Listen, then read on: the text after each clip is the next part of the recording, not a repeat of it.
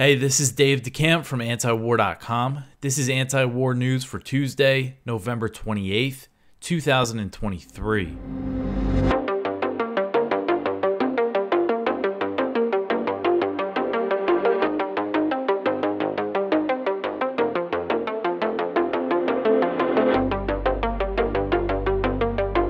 All right, the first story at the top of antiwar.com today. Israel and Hamas agree to extend truce for 2 days.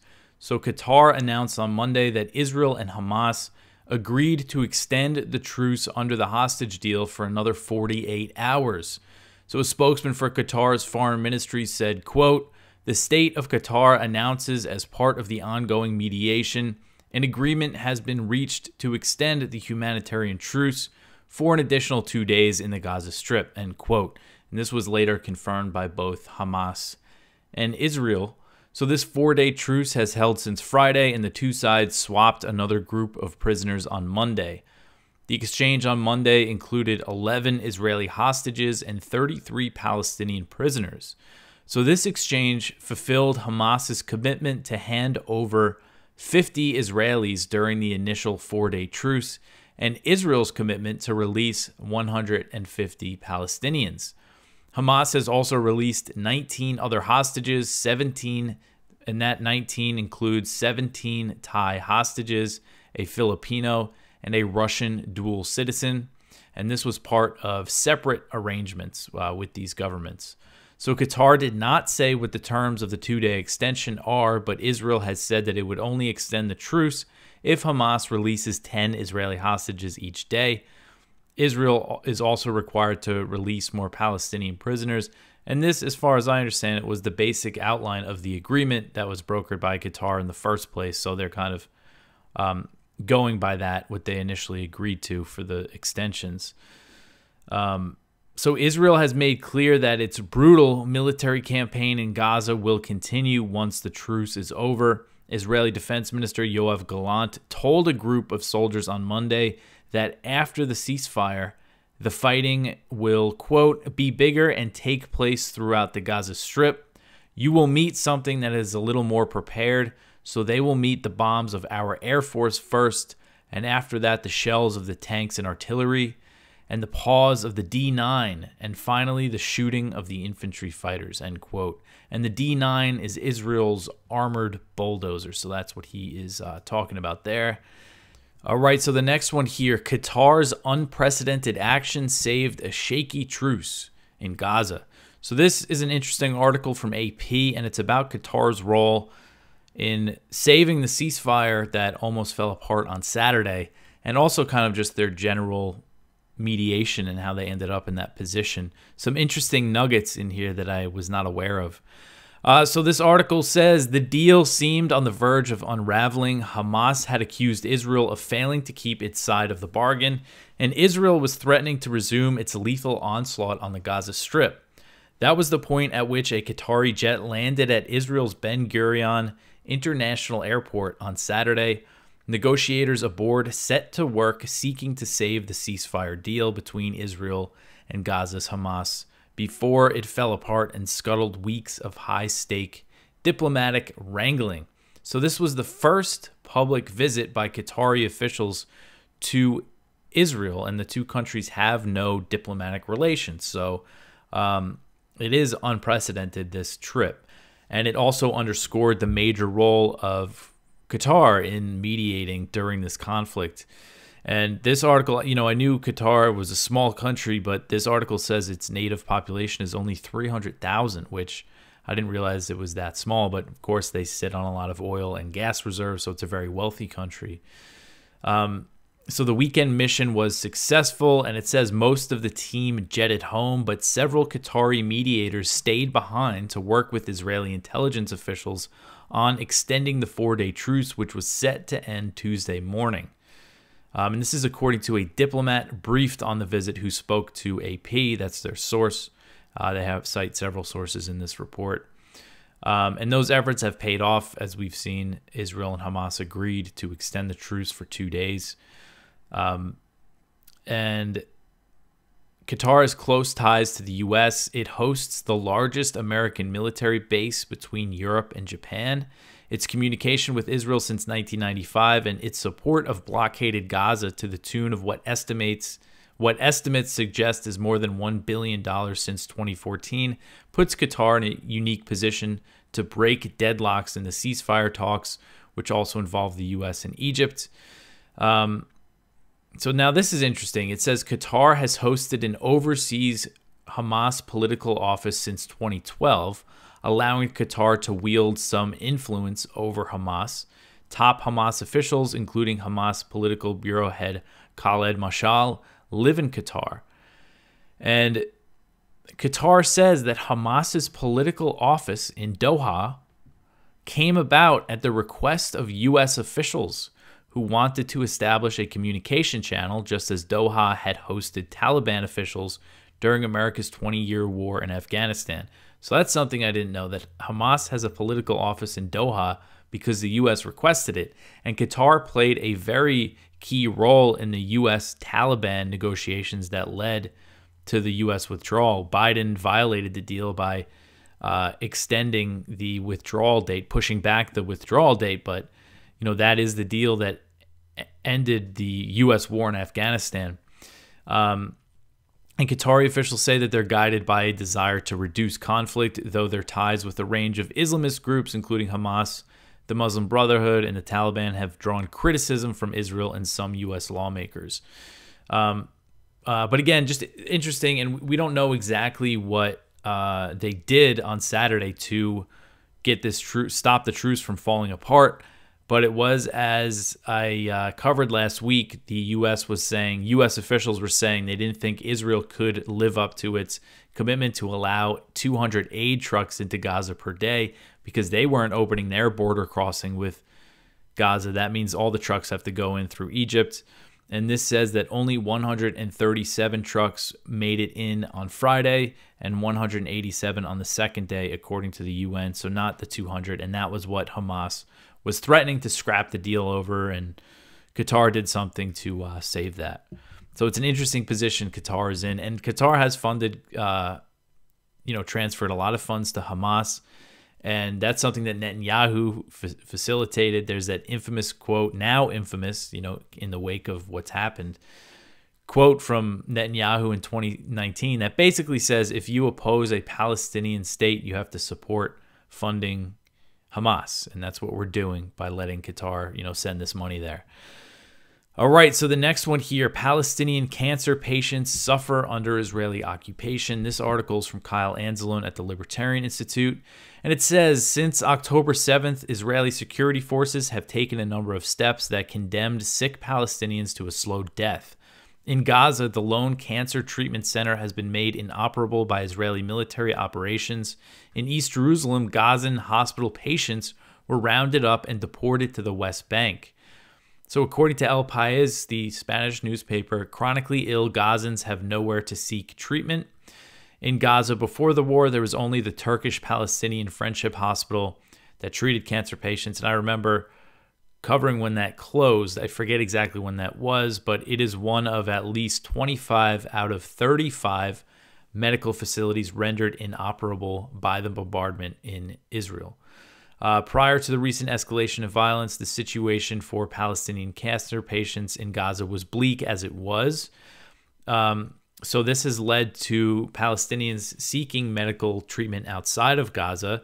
And there were some Palestinians from Gaza, who were in East Jerusalem for cancer treatment before the Hamas attack on October 7th, but they've been arrested. So this report says, according to testimonies gathered by the newspaper in Ramallah, the Israeli police arrested other patients or their companions in a hotel and even inside the hospital itself. After being questioned, the Israeli police took them to a checkpoint and expelled them into the West Bank. So rounded up these Palestinian cancer patients and just pushed them into the West Bank. All right, so the next one here, Israeli tank gunner got orders to fire indiscriminately into kibbutz. This is another one from Max Blumenthal, The Gray Zone, about the evidence of the Israeli military being responsible for some civilian casualties. And Wyatt Reed co-authored this piece with him. And it says, firsthand testimony by admittedly inexperienced Israeli tank operators reveals orders to open fire upon Israeli communities when Palestinian militants breached the fences encircling Gaza on October 7th. So a glowing profile of an all-female tank company by Israel's N12 news network contains admissions by the 20-year-old captain, identified only as Carney, that she was ordered by a panicked soldier to open fire on homes in the Holit Kibbutz where they contain civilians, whether they contain civilians or not. She said, quote, "The soldier points and tells me, shoot there, the terrorists are there." She asked, "Are there civilians there?" And her compatriot replied, "I don't know," and ordered her to just shoot a tank round into the building anyway. And ultimately, she decided not to fire the tank round, but did say that she fired with her machine gun at the house. So she ultimately did not go ahead with firing the tank, but it kind of, it is more evidence that the Israelis could have been firing indiscriminately at these houses where there were Hamas fighters holed up with Israeli captives. All right, so the next one here. Gaza truce brings lull in attacks on U.S. troops. So since the Gaza truce came into effect on Friday, there's been no reports of attacks on U.S. bases in Iraq or Syria. And since October 17th until the last Thursday, at least 73 attacks have been recorded against these U.S. bases in Iraq and Syria, but now they have stopped. And some of Iraq's leading Shia militias behind some of these attacks on U.S. forces, including Kataib Hezbollah, which is a big one, they've said, according to Reuters, that they would abide by the ceasefire. So this shows how these attacks are over U.S. support for Israel's war in Gaza, which many Arabs view as a U.S.-Israeli war. So they say that they'll abide by the ceasefire, but they've also signaled that the attacks will continue once Israel restarts its operations in Gaza, which, if they do another 48 hours, will probably start early Thursday. And they're threatening, again, to make this a bigger military operation than before, and they're going to focus on the south, where there's just so many displaced Palestinians sleeping in streets, sleeping in UN shelters, in tents. So the risk of civilian casualties is even higher than before. So the Iraqi government, which has condemned both the attacks on U.S. troops and recent U.S. airstrikes in Iraq that Kataib Hezbollah said killed 10 of its fighters.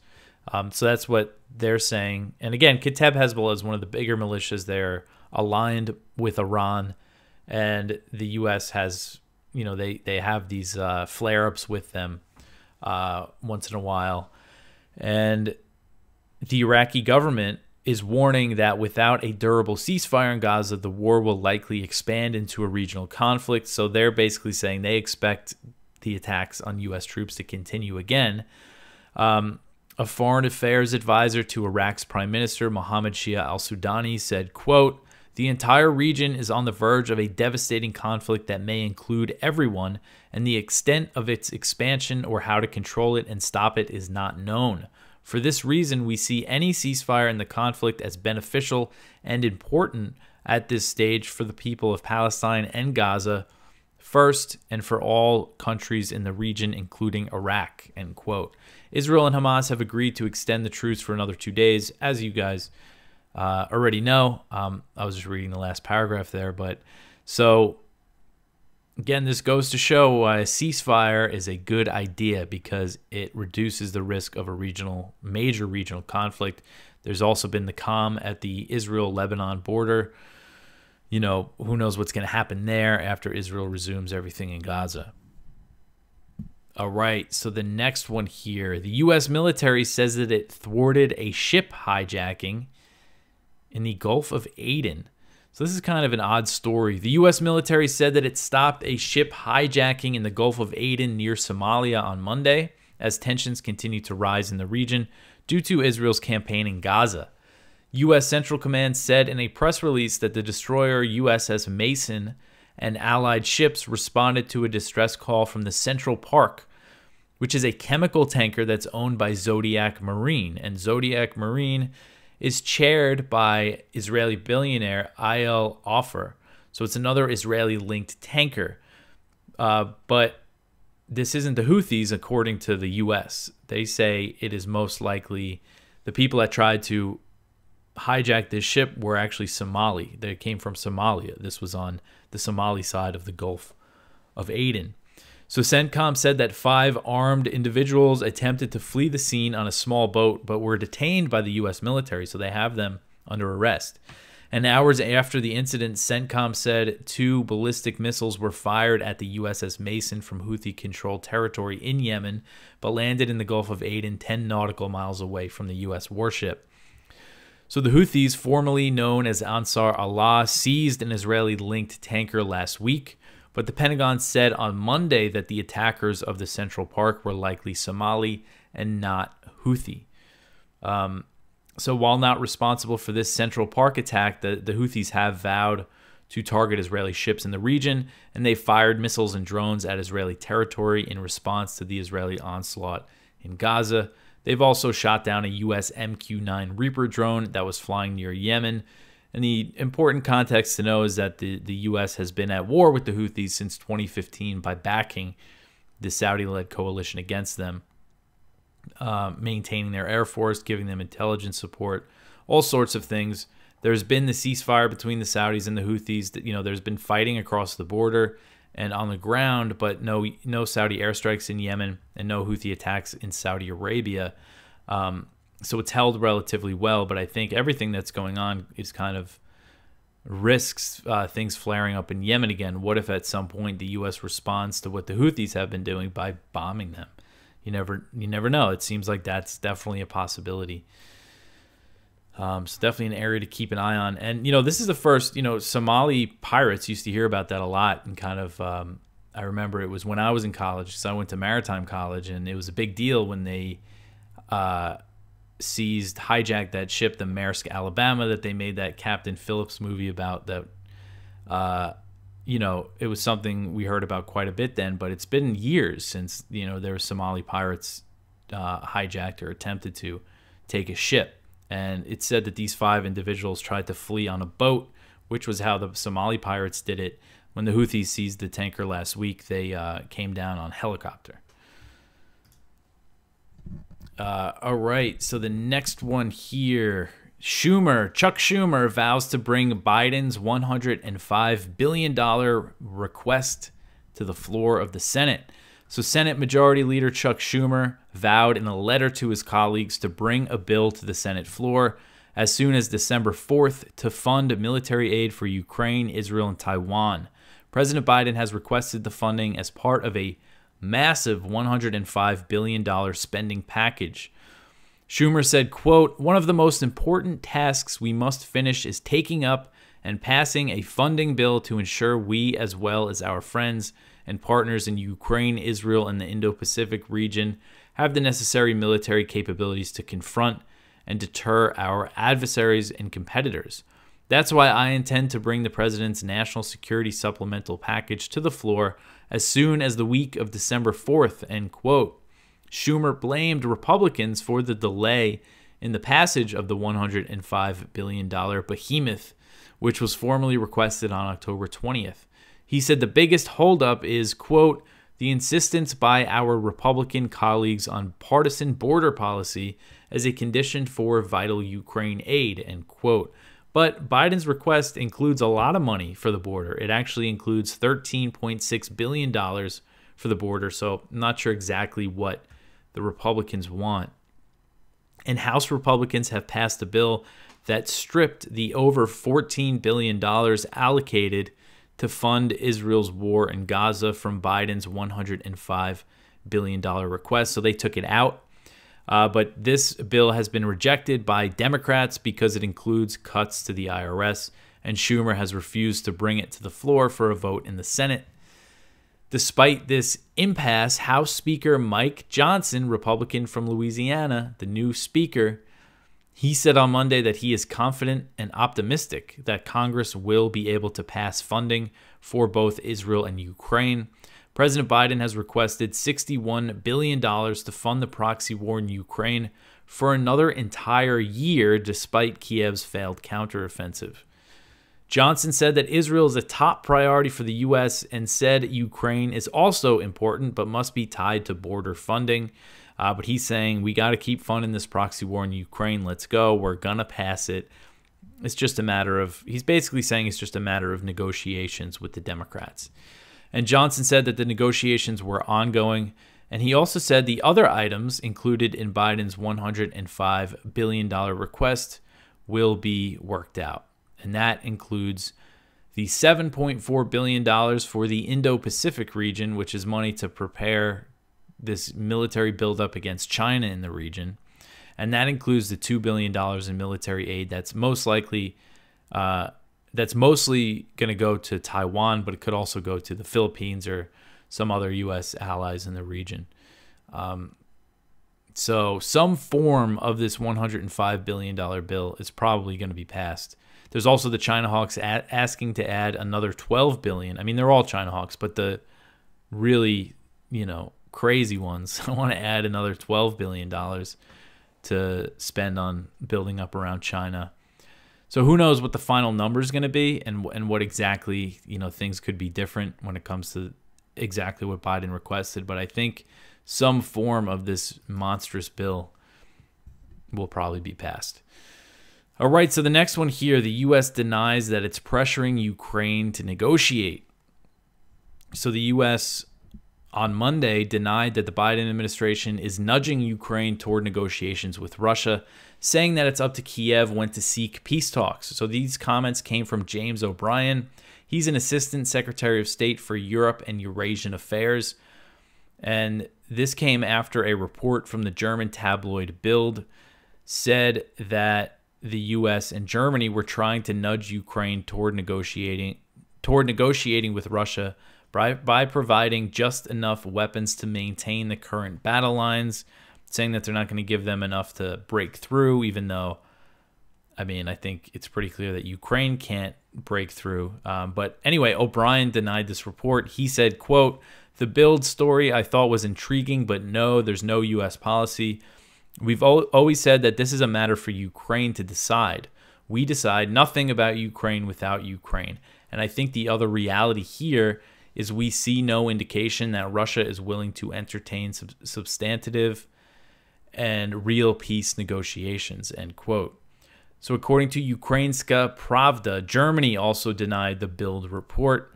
The German government said, quote, "Ukraine has to define military and political goals in its defensive fight against the Russian aggression. Only Ukraine can set a date for the start of peace talks," end quote. So there have been other signs that the U.S. is talking, at least broached the idea of peace talks with Russia in their conversations with Ukraine. But then on the other hand, they're trying to pass $61 billion to fund this war for another year. So, it's hard to believe that they're actually pushing toward negotiations while looking to pass that. So the U.S. and most of its NATO allies have discouraged peace talks throughout the war and actively worked against the short-lived negotiations in the early days of the conflict. Just rehashing the story I covered yesterday because it's a huge story, David Arakhamia, who's a member of Ukraine's parliament, who led the Ukrainian delegation to Istanbul during peace talks with Russia in March 2022. He's the leader of Zelensky's Servant of the People's Party. He confirmed last week that Russia only wanted a commitment of Ukrainian neutrality to end the war at the time, and he also confirmed earlier reporting from Ukrainska Pravda that then British Prime Minister Boris Johnson told Zelensky that even if Kiev was ready to sign a deal with Moscow, Ukraine's Western backers were not. And there are other sources, all sorts of sources now and reports that say similar things. Naftali Bennett, who was the Prime Minister of Israel at the time, he tried to mediate between Zelensky and Putin, said that the U.S. and its allies blocked those negotiations because they wanted to keep the war going. So, it's just, this should be a huge story that it's very clear now that the U.S. and NATO didn't want peace and wanted the war to continue. And now, nearly 2 years later, look where we are. All right. So the last one here, North Korea begins remilitarizing its border with the South. This is another one from Kyle at the Libertarian Institute. And it's about North Korea's reaction to South Korea scrapping this surveillance, this deal that they had on the border that was signed in 2018. So according to the South Korean Defense Ministry, North Korean soldiers have begun rebuilding military posts along the border.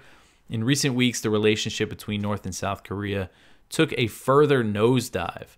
Seoul announced that it would partly suspend its participation in a 2018 agreement that demilitarized the border, splitting Korea. Pyongyang then announced its full withdrawal from the deal in response. So South Korea, they released photos that they say is showing North Korean soldiers with arms and others building outposts along the demilitarized zone. Pyongyang destroyed the outpost previously during a period of warming relations between South Korea, North Korea, and the U.S. under the Donald Trump administration. And that was also under President Moon Jae-in in South Korea, who favored Korean unification. Now, President Yoon, who came in last year, vowed to take a very hard line with the North. And Biden is just giving him whatever he wants. Biden even sent a nuclear-armed submarine to South Korea just to wave it in North Korea's face, and obviously China's face as well. Just completely reckless. And tensions continue to rise on the Korean Peninsula. That's it for the news for today. Go check out our viewpoints. We have one from Ramzi Baroud. The old and new Nakba, forced expulsion of Palestinians must be rejected. One from William J. Astore, liberty at the point of a sword. One from Alex Lowe, Taiwan opposition has shot itself and the island in the foot. That's talking about the opposition parties failing to file a joint presidential ticket. One from Muhammad Sahimi, Iran's political factions are not united on Hamas or the Middle East. One from Aramate, Biden endorses Israel's war to eliminate Gaza. That is everything. You could always support this show by telling your friends about it, liking, commenting, subscribing on YouTube if you watch the video, or if you listen to the audio version, you could always leave a review or a rating wherever you listen to your podcasts. But that's it for me for today. I will be back tomorrow with some more news. Thanks for listening.